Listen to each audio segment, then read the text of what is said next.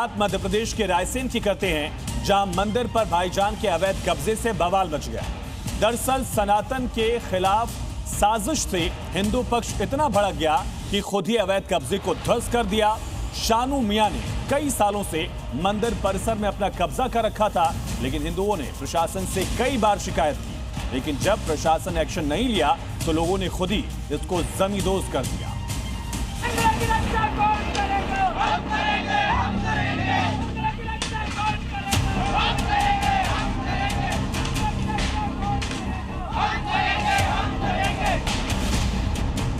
MP में मंदिर पर मियां का कब्जा, हिंदू पक्ष भड़का।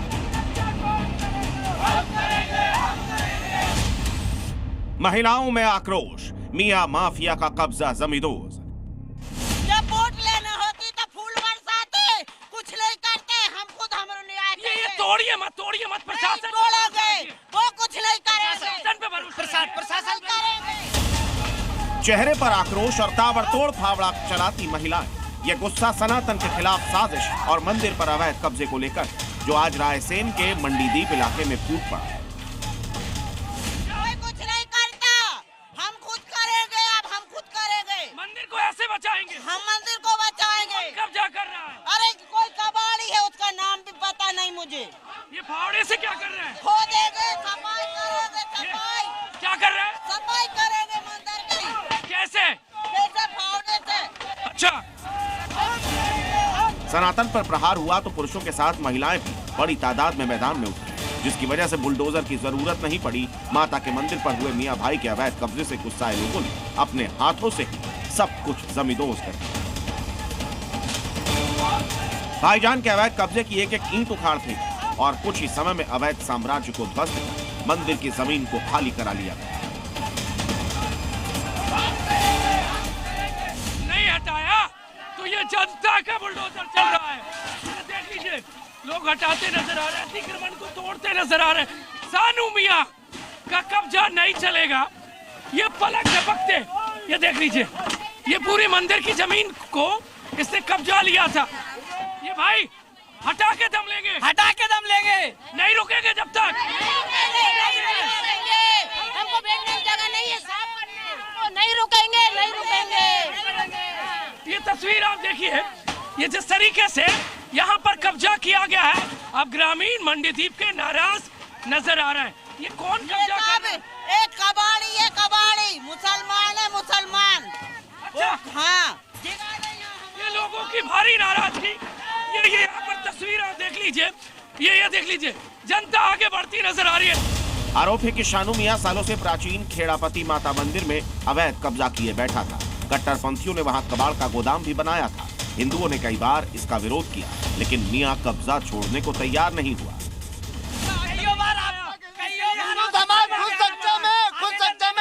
प्रशासन हमारी बात को मानने के लिए तैयार नहीं है। आवेदन दिया, नगर पालिका में भी दिए, सबके ही आवेदन दिए, मगर कोई सुन ही नहीं रहा हमारी बातें। रुक जाइए, प्रशासन साफ कर देगा।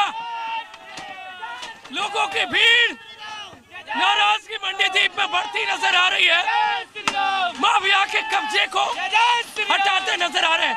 कोई कबाड़ी है, उसका नाम भी पता नहीं मुझे।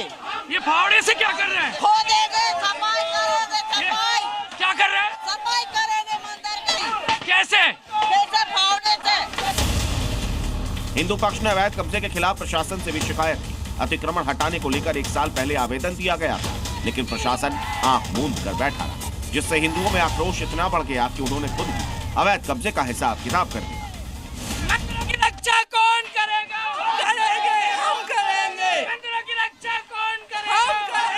हम करेंगे। तोड़ फोड़ तो मत करिए, हम करेंगे। नहीं मानेगी। मंदिर पर अवैध कब्जे को लेकर महिलाओं में भी जबरदस्त आक्रोश था। रोकने के बाद भी महिलाएं रुकी नहीं और अवैध कब्जे को ध्वस्त करके ही दम लिया। महिलाओं का आरोप है कि जानबूझकर मंदिरों को टारगेट किया जा रहा है, जो कतई बर्दाश्त नहीं किया जाएगा। प्रशासन कर देगा? नहीं, हम ही करेंगे। अच्छा जी, प्रशासन पे भरोसा नहीं है? नहीं है। क्या? जगह साफ करना है हमको किसी का भरोसा नहीं है। मंदिर का जगह है। ये महिला हो पुरुष हो, सब नाराज नजर आ रहे हैं और देखते ही देखते माफिया का जो जमीन को ऑक्यूपाइड किया था कब्जे में लिया था उसको साफ कर दिया है। रायसेन में इस मंदिर को तो मियां माफिया के कब्जे से मुक्त करा लिया गया, लेकिन सवाल उठ रहे हैं कि आखिर कट्टरपंथियों की इस साजिश पर समय रहते प्रशासन ने कार्रवाई क्यों नहीं की? आखिर क्यों? हिंदू संगठनों को खुद ही अपने हाथ में फावड़ा लेकर माता के मंदिर को अवैध कब्जे से मुक्त कराना पड़ा। रायसेन से प्रमोद शर्मा के साथ ब्यूरो रिपोर्ट, जी मीडिया। यूपी में अपराधियों के लिए अब कोई सेफ जोन नहीं बचा है। योगी सरकार का संदेश साफ है कि कानून से खेलोगे तो अंजाम तय है। मेरठ से लेकर आजमगढ़ और बुलंदशहर से लेकर मिर्जापुर तक पुलिस की कार्रवाई ने माफिया और साथी बदमाशों की कमर तोड़ दी है। योगी फोर्स के खौफ से बदमाश अपराधी या तो सलाखों के पीछे हैं या फिर लंगड़ा कर अपने किए की सजा भुगत रहे हैं।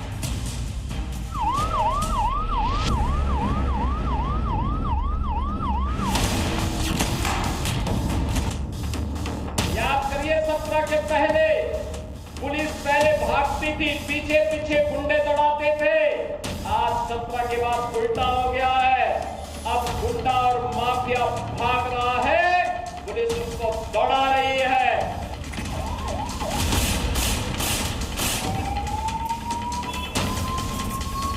प्रदेश के अंदर कोई माफिया सिर्फ काम करके नहीं कर सकता है और कोई गुंडा कोई चक्का किसी बेटी की सुरक्षा के साथ खिलवाड़ नहीं कर सकता है।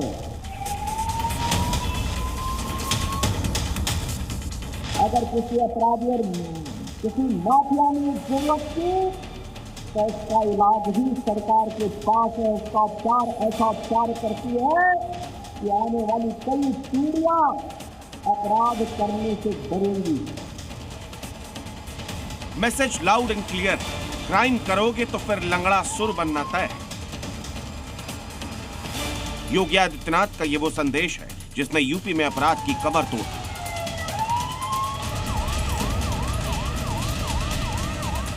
अपराधी अगर यूपी में सिर उठाने की जुर्रत करेंगे तो या तो ऑपरेशन लंगड़ा की जद में आएंगे और कभी अपने पैरों पर खड़े नहीं हो पाएंगे, या फिर ऑपरेशन क्लीन के तहत हिसाब बराबर कर यमराज के पास पहुंचा दिए जाएंगे। हर अपराधी का यूपी में यही अंजाम योगी ने तय कर दिया है।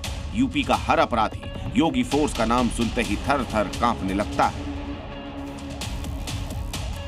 यूपी पुलिस के एक्शन ने अपराधियों के बीच ऐसा खौफ भर दिया है कि अब वो कोई भी अपराध करने से पहले 100 बार सोचने पर मजबूर हो जाएगा। मेरठ, बुलंदशहर, आजमगढ़, बहराइच, मिर्जापुर, फिरोजाबाद, बदायूं, मथुरा, जगह भले ही अलग अलग लेकिन अपराधियों का हश्र एक ही। यूपी में अपराध करोगे तो हाल क्या होगा, ये तस्वीरें उसकी गवाह हैं। कहीं अपराधी लंगड़ा रहे हैं, कहीं उनको उठाकर ले जाना पड़ रहा है, तो कहीं अपनी करतूत के लिए वो माफी मांग रहे हैं। सीएम योगी का प्रण और यूपी पुलिस का एक्शन, इसका असर है कि पिछले 7 साल में यूपी के गैंगस्टर भीगी बिल्ली बन चुके हैं और बड़े बड़े बदनाम अपने पैरों पर खड़े होने लायक नहीं बचे हैं।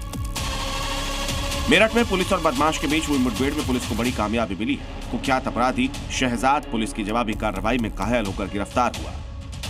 शहजाद पर 25,000 रुपए का इनाम था और वो चोरी, डकैती और आर्म्स एक्ट समेत कई मामलों में वांटेड था। पुलिस ने उसके पास से अवैध तमंचा और कारतूस बरामद किए हैं। वहीं बुलंदशहर में सिकंदराबाद पुलिस और इंटरस्टेट कार लुटेरों के बीच मुठभेड़ हो गई। गुलावड़ी रोड अंडरपास के पास हुई इस कार्रवाई में पुलिस की गोली से कुख्यात लुटेरा नवनीत चिकारा घायल हो गया, जबकि उसके साथी मनीष को घेराबंदी कर गिरफ्तार कर लिया गया। दोनों मेरठ के रहने वाले हैं और इन पर 1.5 दर्जन से ज्यादा लूट के केस दर्ज हैं। पुलिस ने मौके से हथियार और लूटी गई कार भी बरामद की है। दौरान चेकिंग एक संदिग्ध स्विफ्ट डिजायर गाड़ी को जब रुकने का इशारा किया गया तो वो गाड़ी जो है वो काबरा रोड की तरफ भागने लगी। पुलिस ने जब इसका पीछा किया तो कोहरे में ये गाड़ी जाके पेड़ से टकरा गई। पुलिस अपने आपको गिरता हुआ देख इसमें बैठे जो 2 बदमाश थे, इनके द्वारा पुलिस पार्टी के ऊपर फायर कर दिया गया। आत्मरक्षा कार्रवाई में एक व्यक्ति के पैर में गोली लगी है तथा दूसरे बदमाश को यहाँ मौके से गिरफ्तार किया गया है। आजमगढ़ में पुलिस का ऑपरेशन लंगड़ा लगातार असर दिखा रहा है। 24 घंटे के भीतर दूसरी मुठभेड़ में अहरौला थाना इलाके में 25,000 के इनामी हिस्ट्री शीटर शेरा सिंह यादव उर्फ शेरू को गोली लगने के बाद गिरफ्तार कर लिया गया। शेरा पर रंगदारी और लूट समेत कई संगीन मुकदमे दर्ज है, जबकि उसका साथी अंधेरे का फायदा उठाकर फरार हो गया। थाना अहरौला पुलिस द्वारा रात्रि गश्त एवं संदिग्ध व्यक्ति वाहन चेकिंग के दौरान ग्राम पश्चिम पट्टी महलिया के पास एक वांछित अभियुक्त के साथ पुलिस मुठभेड़ हुई। मुठभेड़ में अभियुक्त के दाहिने पैर में गोली लगने से घायल होने पर उसे गिरफ्तार कर लिया गया। यूपी में मैसेज एकदम साफ है, अपराध करोगे तो फिर तैयार रहना, अगले चौराहे पर यमराज के तौर पर योगी फोर्स से सामना होगा, क्योंकि अपराध के खिलाफ यूपी में सीएम योगी की जीरो टॉलरेंस पॉलिसी जारी है। ब्यूरो रिपोर्ट, जी मीडिया। उत्तराखंड के खटीमा में सरेआम हत्या के बाद धामी सरकार का जीरो टॉलरेंस मॉडल जमीन पर दिखा और हिंदू युवक तुषार शर्मा की हत्या के आरोपी हाशिम पर 28 घंटे के भीतर ऐसा एक्शन हुआ जिसने साफ कर दिया कि देवभूमि उत्तराखंड में अपराध और नफरत के लिए कोई जगह नहीं है। पहले अवैध दुकान पर बुलडोजर चला और फिर पुलिस मुठभेड़ के बाद आरोपी कानून के शिकंजे में आया।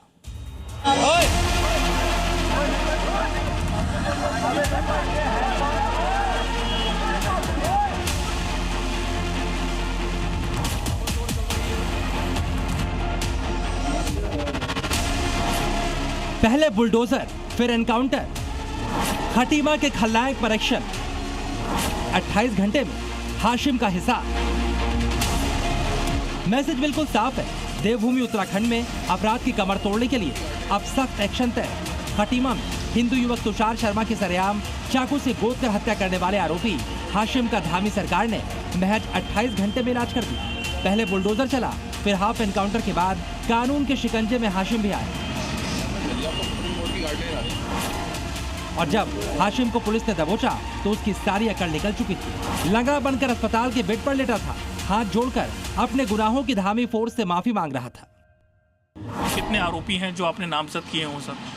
अभी नामजद जो हैं 3-4 आरोपी और हैं, 4 आरोपी और हैं। बाकी अभी इन्वेस्टिगेशन का प्रोसेस है, जैसे जैसे नाम मांगेंगे सबूतों के आधार पर उनको भी कार्रवाई करनी। लेकिन हमारे जो मेन है वो हमारी पकड़ में आ गए हैं और अभी जल्दी कुछ और हैं जो हमारा प्रोसेस चल रहा है, जैसे मैंने आपको बताया था, और ज़्यादा मैं उसमें रिवील नहीं कर पाऊंगा अभी। यहाँ जो लोग हैं सर, उन्हें क्या कहेंगे? शांति बनाए रखें, जिस तरीके से कल जो माहौल था वो एक सेंटिमेंटल जो है रिवोल्यूशन था लोगों का, जिसमें भाई एक लड़की का डेथ हो जाता है इस तरह से, तो वो स्वाभाविक है। अब जरा ये भी जान लीजिए आखिर हाशिम का हिसाब धामी फोर्स ने 28 घंटे में कैसे कर दिया। 12 दिसंबर की रात 9 बजे तुषार और उसके दोस्तों पर हाशिम एंड कंपनी ने जानलेवा हमला किया। खटीमा बस अड्डे के पास हाशिम ने तुषार पर चाकू से ताबड़तोड़ वार कर उसकी हत्या कर दी।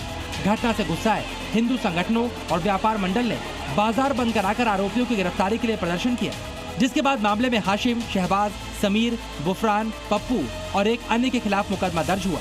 और एक्शन में आई धामी फोर्स ने अगले दिन 13 दिसंबर को हाशिम की अवैध दुकान पर बुलडोजर चला दिया और 13 दिसंबर को ही रात 1 बजे हाशिम का हाफ एनकाउंटर कर वारदात के 28 घंटे बाद ही उसे दबोच लिया। एक जो दुकानें थी वो यहाँ पर थी और जो कि खाने के स्टॉल यहाँ पर मौजूद थे, और जिस तरीके से लोगों का ये कहना है कि इस जगहों पर जो लोग आते थे शाम के समय उनको यहाँ पर शराब पिलाई जाती थी, उसके बाद में झगड़ा यहाँ पर होता था। ये पूरा जो अवैध कब्जा इस इलाके में था उस पर प्रशासन ने बुलडोजर चला करके उसको यहाँ पर तहस नहस यहाँ पर किया गया है। हाशिम अब शिकंजे में आ चुका है, लेकिन जिस घर का इकलौता चिराग नफरत की आग में बुझ चुका है उसकी मांग है पाकिस्तान जैसी सोच वालों का अच्छे से हिसाब होना चाहिए। ये पाकिस्तानी सोच वाले हैं जो पाकिस्तान की सोच रखते हैं, पाकिस्तान के टुकड़ों पर पलते हैं। यहाँ पे जो छोटे एक दो मदरसे हैं उसमें रह के तालीम सीखते हैं, वो सोच जागृत है यहाँ, और उसी के आधार पर ये बच्चे जो भी हैं जिन्हें चाकू मारे हैं इनकी सोच वही है। और किसी को मर्डर कर रखे उन्होंने तो उनको क्यों छोड़ा गया था?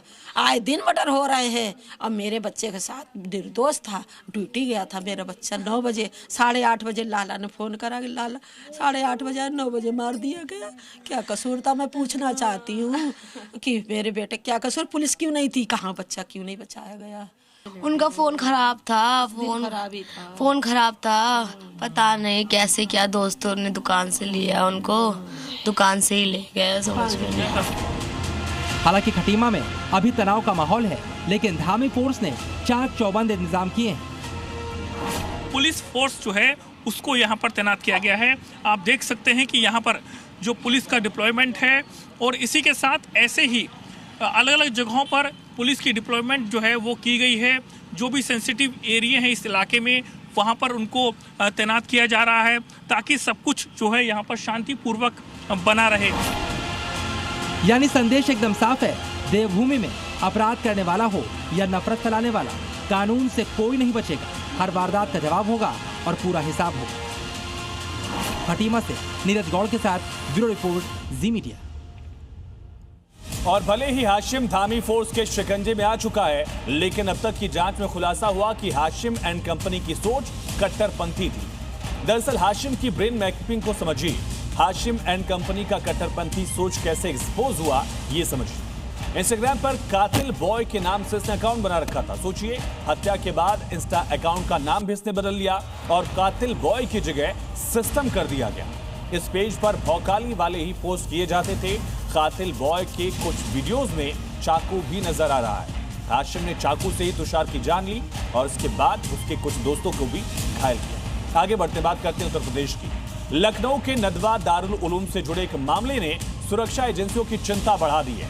दरअसल टूरिस्ट वीजा पर आया एक विदेशी नागरिक 3 दिन तक कॉलेज हॉस्टल में रुका रहा और किसी को भनक तक नहीं लगी।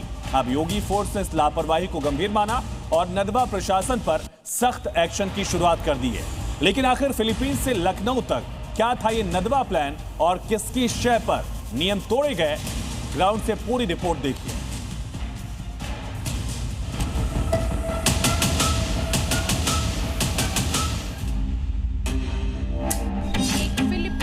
का जो छात्र था वो यहाँ नदवा कॉलेज में 30 नवंबर से 2 दिसंबर तक इनलीगल तरीके से इसी कॉलेज के अंदर रहा। Philippines to Lucknow, Nadwa plan decode.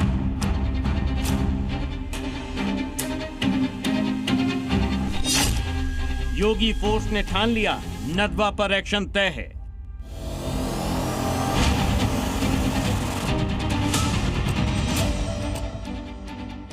Lucknow के नदवा दारुल उलूम से जुड़ा एक गंभीर मामला सामने आया है। यहाँ फिलीपींस का एक नागरिक 3 दिन तक कॉलेज के हॉस्टल में ठहरा, लेकिन इसकी भनक स्थानीय पुलिस और खुफिया एजेंसियों को लगने नहीं दी गई। लेकिन योगी फोर्स से सच ज्यादा देर तक छिप नहीं पाया।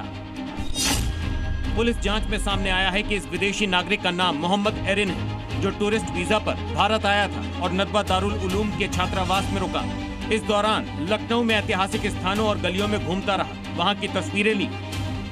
लखनऊ का नदवा कॉलेज एक बार फिर से विवादों में है। इस समय हम नदवा के बाहर खड़े हैं और आप देख पा रहे होंगे ये वही नदवा कॉलेज है जो एक बार फिर से विवादों में है। और इस बार आरोप जो है वो बहुत ही ज़्यादा संगीन है।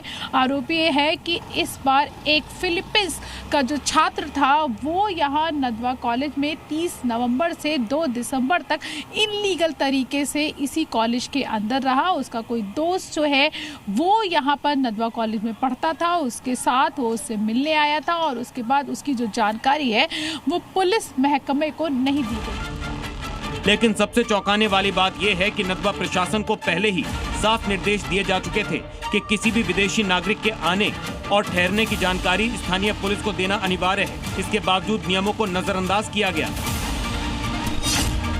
इस मामले में पुलिस ने नदवा दारुल उलूम के प्रिंसिपल मौलाना अब्दुल अजीज नदवी, सब रजिस्ट्रार हारून रशीद, हॉस्टल वार्डन मोहम्मद कैसर नदवी और मेन गेट पर तैनात एक सुरक्षा कर्मी के खिलाफ FIR दर्ज की है।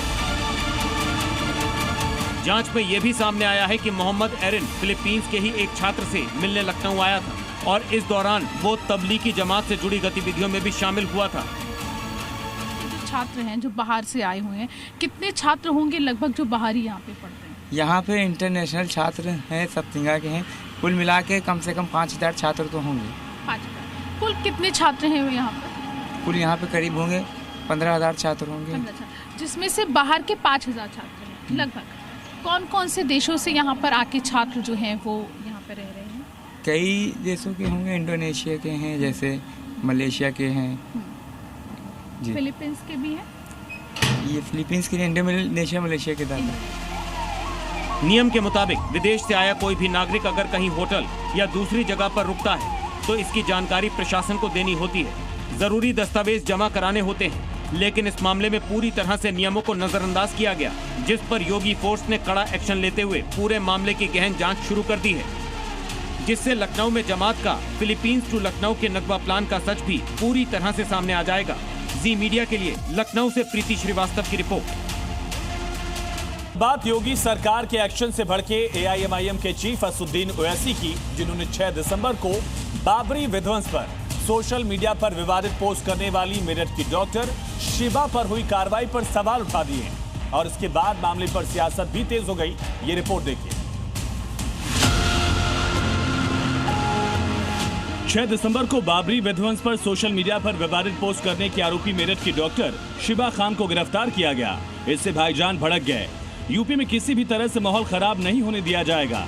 सीएम योगी के इस निर्देश का पालन करते हुए योगी फोर्स ने शांति भंग के आरोप में डॉक्टर शिबा पर कार्रवाई की, तो इससे एआईएमआईएम चीफ असदुद्दीन ओवैसी भड़क गए। उन्होंने यूपी की योगी सरकार को कटघरे में खड़ा कर दिया।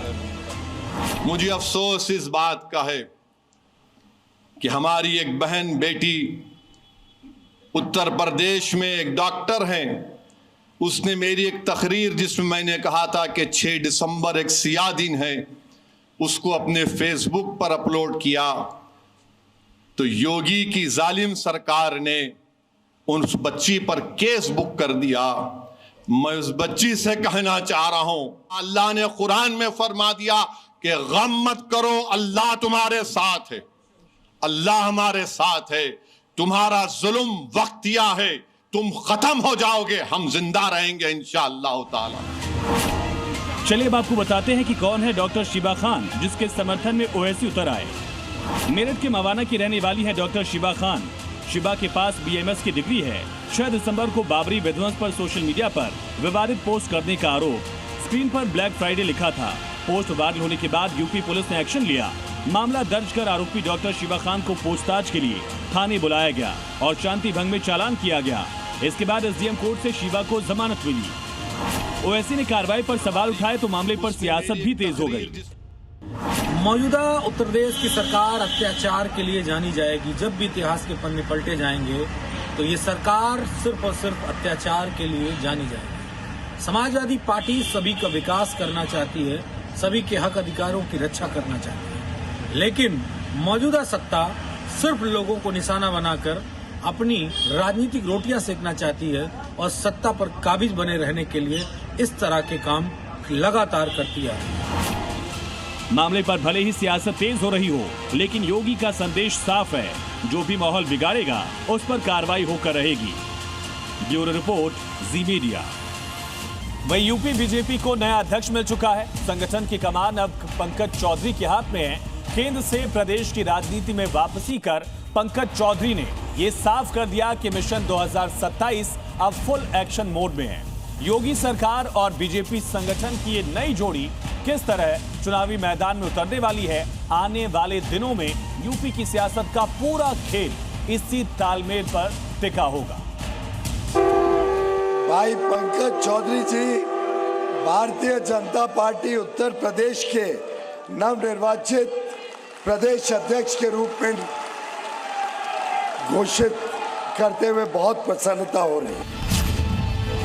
यूपी बीजेपी को नया प्रदेश अध्यक्ष मिल गया है। पंकज चौधरी यूपी बीजेपी के नए बिग बॉस हैं, जिसकी घोषणा आज लखनऊ के राम मनोहर लोहिया कैंपस के सभागार में की गई। एक अनुभवी कार्यकर्ता को उत्तर प्रदेश के प्रदेश अध्यक्ष का दायित्व मिलने के साथ ही उत्तर प्रदेश के अंदर अब नए गति के साथ सरकार और संगठन मिलकर के आदरणीय प्रधानमंत्री जी की मंशा के अनुरूप आगे बढ़ने के संकल्प के साथ बढ़ पाएगा।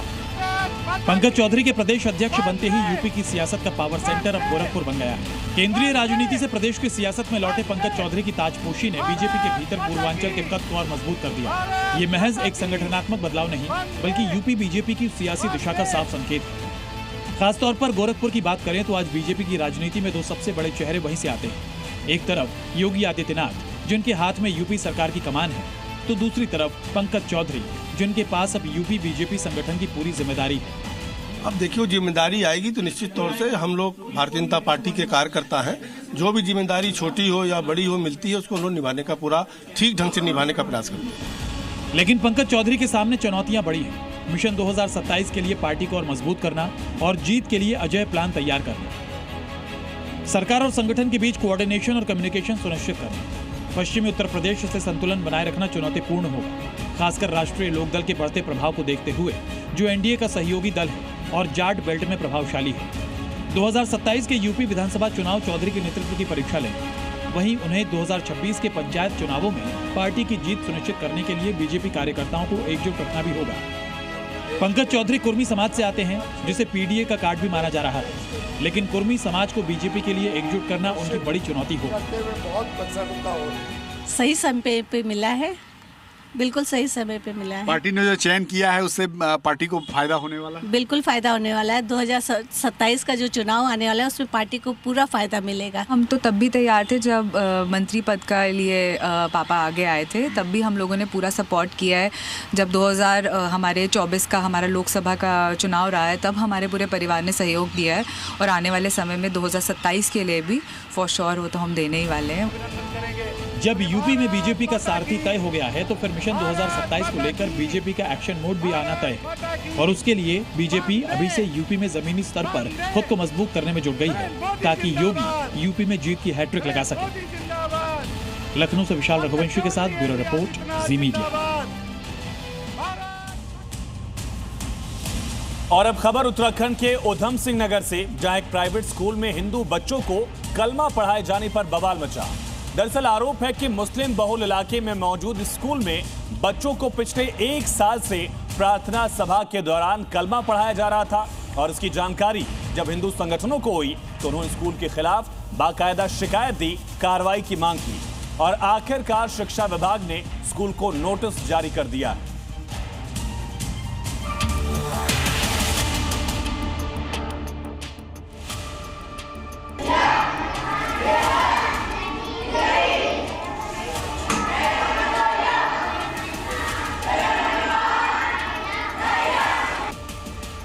स्कूल में बच्चों को पढ़ाया कलमा, शिक्षा के मंदिर में कट्टरता का ज्ञान।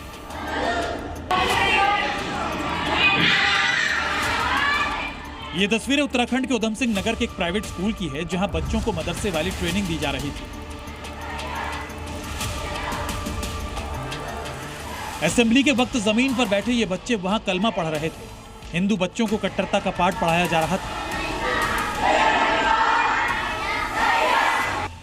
और ये सब हो रहा था स्कूल प्रशासन के निर्देश पर। इस दौरान बच्चों को अरबी शब्द सिखाए जा रहे थे, जिसका मतलब भी इन बच्चों को नहीं मालूम था। एक कतार में बच्चों को जमीन पर बिठाया गया और फिर कलमा पढ़ाया गया।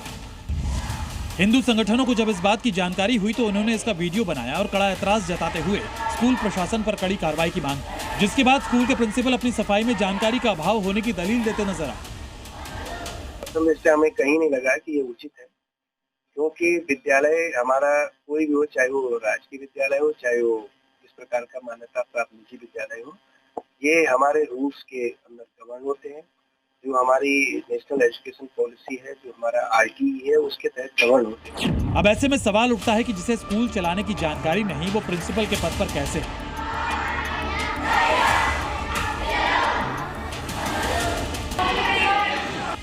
क्या उसे नहीं मालूम कि इस तरह स्कूल में प्रार्थना सभा के दौरान धार्मिक पाठ पढ़ाना नियमों के खिलाफ है? स्कूल में किसी भी धर्म को बढ़ावा नहीं दिया जा सकता, छात्रों से जबरन धार्मिक पढ़ाई नहीं कराई जा सकती। वहीं वीडियो वायरल होने और हिंदू संगठनों की शिकायत पर शिक्षा विभाग की तरफ से स्कूल को नोटिस जारी कर जवाब मांगा गया। साथ ही जांच के आधार पर कार्रवाई का भरोसा भी दिया गया। और मैं निश्चित रूप से जो है, ये कहीं ना कहीं हकीकत है, मेरी बजरंग दल के कार्यकर्ताओं से बात हुई है और उनके पास वीडियो है, और ये वास्तविकता है कि हाँ, ये बात सही है। और मैंने जो है उच्च स्तर पे जो है अधिकारियों से बात की है और स्कूल के खिलाफ जो कार्रवाई की मांग की है। उधम सिंह नगर के बाजपुर इलाके में स्कूल है। ये पूरा इलाका मुस्लिम बहुल है। इस स्कूल में 190 बच्चे पढ़ते हैं, जिनमें 110 हिंदू और 80 मुस्लिम छात्र हैं। उत्तराखंड में बाजपुर विधानसभा के अंतर्गत सुल्तानपुर पट्टी, जिसे कौशल्यापुरी के नाम से भी जाना जाता है, वहाँ विद्यालय है एक आदर्श जनता मोंटेसरी जूनियर हाई स्कूल।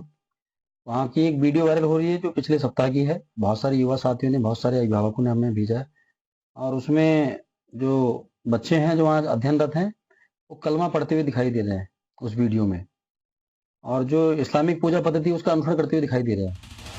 अब सवाल उठ रहा है कि क्या मुस्लिम बहुल इलाका होने की वजह से हिंदू बच्चों को पिछले 1 साल से स्कूल की प्रार्थना सभा में कलमा पढ़वाया जा रहा था, और अगर ऐसा है तो प्रशासन को इसकी जानकारी क्यों नहीं लग पाई। भाजपुर से सतीश कुमार के साथ ब्यूरो रिपोर्ट, जी मीडिया।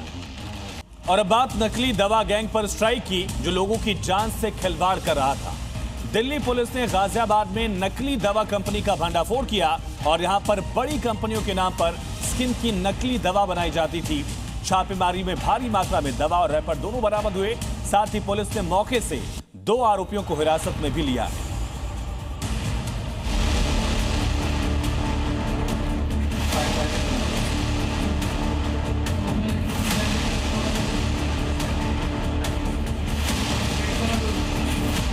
बड़ी कंपनियों के नाम पर नकली दवा का खेल।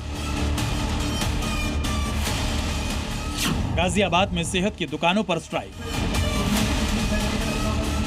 नकली दवा लेगी जान, सावधान। राजधानी दिल्ली से सटे गाजियाबाद में कफ सिरप के बाद नकली दवा फैक्ट्री का खुलासा हुआ है। फैक्ट्री गाजियाबाद के लोनी इलाके में चल रही थी, जहां भारी मात्रा में स्किन से जुड़ी बीमारियों की नकली दवाएं तैयार की जा रही थी। गाजियाबाद के लोनी की यही वो 400 गज में फैली फैक्ट्री है जहां पर पिछले काफ़ी वक्त से नामी कंपनियों के नाम पे बेटनोवेट सी, क्लॉप जी, कैडिला की स्किन शाइन जैसी त्वचा संबंधी बीमारियों की दवाई बनाई जा रही थी। और यहाँ से काफ़ी संख्या में क्राइम ब्रांच को जो रॉ मटेरियल है वो भी मिला है। इस वक्त आप देख सकते हैं इसके जो फैक्ट्री का मालिक है गौरव भगत, उसे क्राइम ब्रांच ने गिरफ्तार कर लिया है। इसके अलावा उसका एक साथी है, उसे गिरफ्तार किया है। और इस फैक्ट्री पर जब छापा मारा तो काफ़ी संख्या में जो बनी हुई जो ऑइंटमेंट क्रीम थी वो मिली थी, रॉ मटेरियल मिला। दरअसल दिल्ली क्राइम ब्रांच को सूचना मिली थी कि दिल्ली और आसपास के इलाकों में नकली दवाओं का नेटवर्क एक्टिव है। इसके बाद क्राइम ब्रांच की टीम ने गाजियाबाद के लोनी में चल रहे फैक्ट्री तक पहुंच बनाई। छापेमारी में पुलिस को स्किन डिजीज की नकली दवाएं, कच्चा माल, पैकिंग मशीन, लेबल और नामी कंपनियों की दवाओं जैसे दिखने वाले पैकेट बरामद हुए। हमारी साइबर सेल की टीम को इन्फॉर्मेशन मिली थी कि इस तरह की फेक दवाइयाँ हैं जो प्राइमरीली स्किन इन्फेक्शंस को ट्रीट करने के काम आती हैं। इनको कुछ लोग हैं जो काफ़ी भारी मात्रा में स्पूरियस मेडिसिन बना रहे हैं इनकी, और उसको नॉर्थ इंडिया में कई जगह पर सप्लाई किया जा रहा है। इस लीड को डेवलप करते हुए पहले सदर बाज़ार के एरिया से हमने एक व्यक्ति की गिरफ्तारी की। उसने फिर आगे अपने एसोसिएट का नाम बताया जो कि लोनी एरिया में ऑपरेट करता है, और ये दोनों मिलके फैक्ट्री भी ऑपरेट कर रहे थे। सेहत से खिलवाड़ करने वाला गैंग दवा के ऐसे पैकेट बनाता था कि उसमें असली और नकली की पहचान करना मुश्किल था, और असली दवा के नाम पर लोगों तक नकली दवा पहुंच रही थी। गाजियाबाद से लेकर यूपी, दिल्ली समेत पूरे नॉर्थ इंडिया में नकली स्किन दवा की सप्लाई होती थी। नकली दवा सेहत के लिए बेहद खतरनाक हो सकती है। पुलिस ने 2 लोगों को हिरासत में लिया है जिनमें एक दवाई का सप्लायर है। फैक्ट्री से नकली बेटनोवेट सी और क्लोप जी जैसे स्किन ट्यूब बरामद हुए हैं। ये दवाएं आमतौर पर स्किन की बीमारियों और एलर्जी के इलाज में इस्तेमाल की जाती हैं, और इन दवाओं के नाम पर मिल रही नकली दवा हमारी सेहत और त्वचा के लिए बेहद खतरनाक साबित हो सकती है। बड़ी खबर है, सिडनी हमले का एक नया वीडियो सामने आया जहां फायरिंग के बाद भागते दिखे लोग। ऑस्ट्रेलिया के सिडनी में फायरिंग के बाद 10 से ज्यादा लोगों की मौत की खबर है, और अब हमले का एक और वीडियो सामने आया। फायरिंग के बाद बीच पर लोगों में अफरा तफरी का माहौल दिखाई देखिए किस तरह से सायरन की आवाज भी आप सुन रहे हैं, और इसी दौरान लोगों की भीड़। तो सिडनी का बॉन्डी बीच आतंकी हमले से थर्रा उठा। दरअसल यहूदी समुदाय के लोग हनुका फेस्टिवल के लिए इकट्ठा हुए, हजारों लोग मौजूद थे। तभी 2 हमलावरों ने ताबड़तोड़ फायरिंग करके पूरे इलाके को खौफजदा कर दिया। हालांकि पुलिस की कार्रवाई में एक हमलावर मौके पर ढेर हुआ और दूसरे हमलावर नवीद को पुलिस ने गिरफ्तार कर लिया। सिडनी में यहूदियों की टारगेट किलिंग।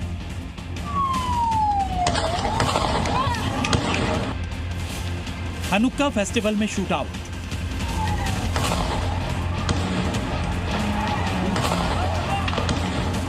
बॉन्डी बीच पर बिछी लाशें। सिडनी का नॉर्थ बॉन्डी बीच जो यहूदियों के हनुक्का फेस्टिवल से गुलजार था, अचानक बीच पर चीख पुकार मच गई। लोग अपनी जान बचाकर भागने लगे। काले कपड़े पहने 2 हमलावरों ने बीच के किनारे खड़े होकर अंधाधुंध फायरिंग शुरू कर दी। वारदात के वक्त बीच पर फेस्टिवल में 2000 से ज्यादा लोग शामिल थे और इस दौरान काले कपड़ों में पहुंचे हमलावरों ने वहां लोगों पर गोलियां दागनी शुरू कर दी। जैसे ही फायरिंग हुई वहां लोग जान बचाने के लिए दौड़ पड़े।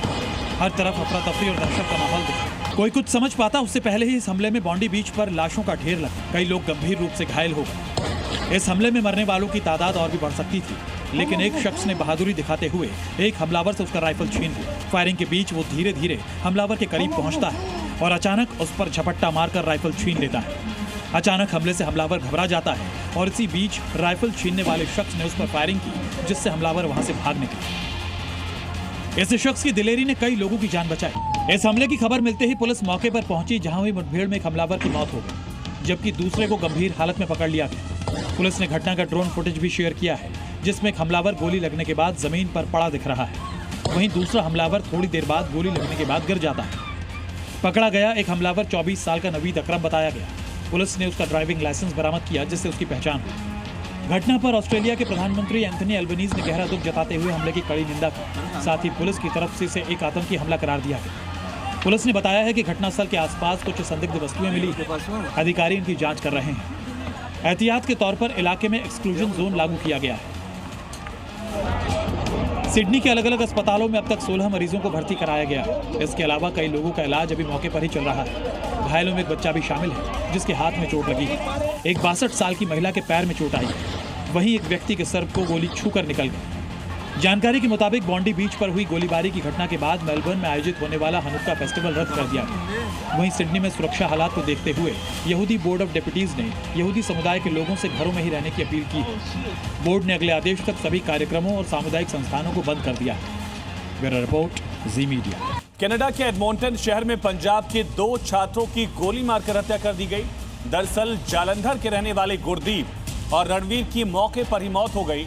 दोनों कनाडा स्टडी वीजा पर पढ़ाई करने गए थे और पुलिस ने फिलहाल पूरे मामले में जांच शुरू कर दी है। कनाडा में फिर भारतीयों की हत्या।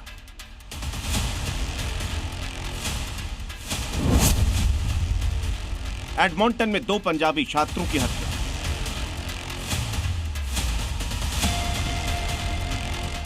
जालंधर में गुरदीप सिंह के घर मातम पसरा हुआ है। गुरदीप घर का इकलौता लड़का था और कुछ दिन बाद ही घर आने वाला था, लेकिन घर आने से पहले गुरदीप की बदमाशों ने हत्या कर दी। हत्या की जानकारी मिलने के बाद घर में चीख पुकार मच गई।